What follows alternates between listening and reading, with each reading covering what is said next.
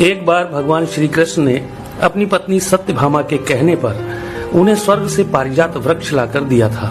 तब सत्यभामा को इस बात का अभिमान हो गया था कि वह सबसे अधिक सुंदर है और भगवान श्री कृष्ण की अति प्रिया भी है। इसी कारण उन्होंने उन्हें पारिजात वृक्ष लाकर दिया है। इसी प्रकार सुदर्शन चक्र ने जब एक बार इंद्र के वज्र को निष्क्रिय कर दिया था, तब से उसे भी यह अभिमान हो गया था कि भगवान के पास युद्ध में जब कोई उपाय नहीं बचता है तो वह उसकी ही मदद लेते हैं। इसी तरह भगवान का वाहन गरुड़ भी यही समझने लगा था कि भगवान मेरे बिना कहीं जा नहीं सकते, क्योंकि मेरी गति और मेरे बल का कोई मुकाबला ही नहीं कर सकता है। इन तीनों के इस अहंकार को तोड़ने के लिए एक दिन भगवान श्री कृष्ण ने हनुमान जी का स्मरण किया था।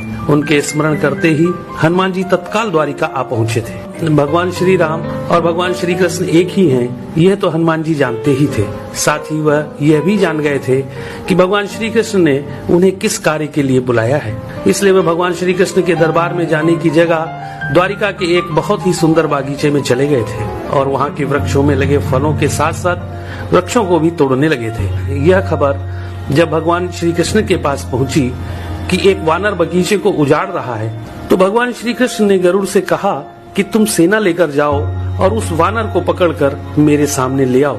तब बल के अभिमान में भरे गरुड़ ने यह कहा था कि प्रभु, एक मामूली वानर को पकड़ने के लिए सेना की क्या जरूरत है, मैं अकेला ही उसे पकड़ लाता हूँ। ऐसा कहकर गरुड़ उड़ते हुए उस बागीचे में पहुँचे जहाँ हनुमान जी वृक्षों को उखाड़ रहे थे। तो गरुड़ ने उन्हें बिना जाने ही उनको पकड़ने का प्रयास किया था। तब हनुमान जी ने गरुड़ को अपनी पूंछ में दबाकर जोर से कस दिया, जिससे गरुड़ की सांस रुक गई थी।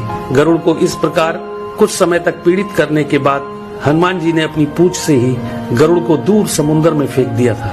तब गरुड़ बड़ी मुश्किल से खुद को संभालकर भगवान श्री कृष्ण के दरबार में वापस आकर यह बोले थे कि प्रभु, वह कोई साधारण वानर नहीं है, इसलिए मैं उसे पकड़कर नहीं ला सका। यह सुनकर भगवान श्री कृष्ण ने कहा कि वह अवश्य ही श्री राम जी के भक्त हनुमान होंगे। तुम उनके पास जाकर यह कहना कि श्री राम ने उन्हें बुलाया है, वह अवश्य चले आएंगे और हो सके तो तुम उन्हें अपने साथ ही लेकर आना। भगवान श्री कृष्ण की आज्ञा पाकर गरुड़ हनुमान जी को ढूंढते हुए वहाँ से बहुत दूर मलय पर्वत पर पहुँच गए थे और हनुमान जी से अपनी भूल की क्षमा मांगते हुए उनसे यह कहा था कि भगवान श्री राम ने आपको याद किया है, आप मेरी पीठ पर बैठ जाइए, मैं आपको शीघ्रता से उनके पास पहुंचा देता हूं। हनुमान जी प्रभु की यह लीला भी समझ गए थे, इसलिए उन्होंने गरुड़ से यह कहा था कि तुम चलो, मैं तुम्हारे पीछे ही आता हूँ। इधर द्वारिका में भगवान श्री कृष्ण ने राम का रूप धारण किया और सत्यभामा के साथ सिंहासन पर बैठ गए थे और सुदर्शन चक्र को यह आदेश दिया कि तुम द्वार पर रहो, बिना मेरी आज्ञा के कोई भी अंदर न आने पाए। तभी हनुमान जी द्वार पर पहुंच गए थे तो सुदर्शन ने उन्हें रोकते हुए यह कहा था कि तुम बिना आज्ञा के अंदर नहीं जा सकते हो।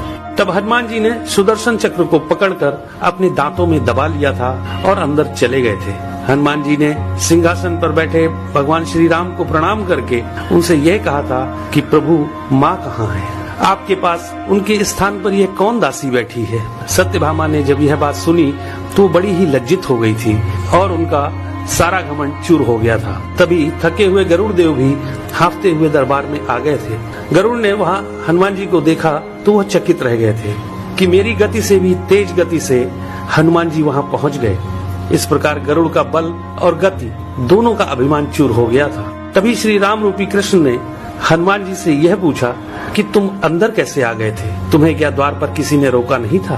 तो हनुमान जी ने कहा, सुदर्शन चक्र ने मुझे रोका तो था, परंतु मैं आपके दर्शन में विलंब कैसे कर सकता था, इसलिए मैंने उस सुदर्शन चक्र को अपने दांतों में दबा लिया था। यह कहकर हनुमान जी ने अपने मुंह से दबे हुए सुदर्शन चक्र को निकालकर प्रभु के चरणों में डाल दिया था। इस प्रकार सुदर्शन चक्र का भी सारा घमंड समाप्त हो गया था।